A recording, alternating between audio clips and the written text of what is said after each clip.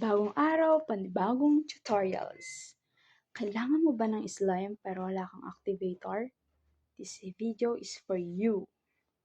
Hi babes, it's Sheena. Kung bago ka pa lang sa channel ko, don't forget to like and subscribe.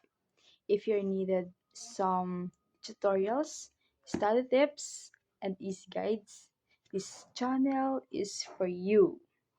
So sit back, relax, and slime time! So, ayun, gagawa na tayo ng slime using 2 ingredients.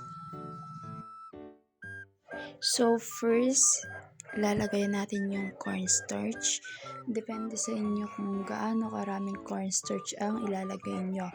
Siyempre, mas maraming cornstarch, mas malaking slime.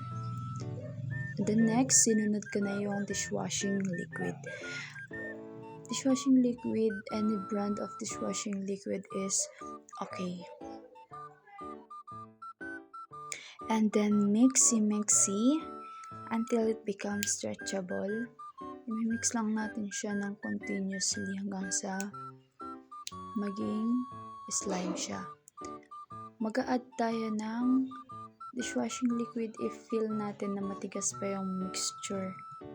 So, ayun, mix lang natin.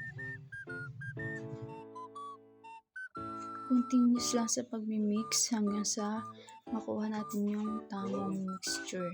So, ayan, nagbuo-buo na siya. And then, malalaman natin dito na konti na lang is mabubuo na yung mixture natin.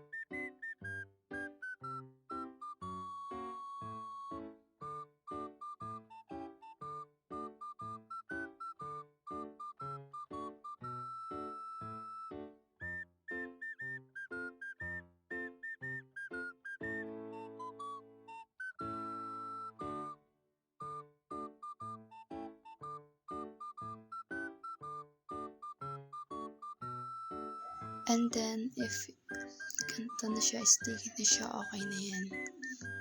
Nakagawa na tayo ng isang slime. Kung gusto mo pa ng ganitong video, don't forget to like and subscribe para sa susunod nating tutorials. Bye!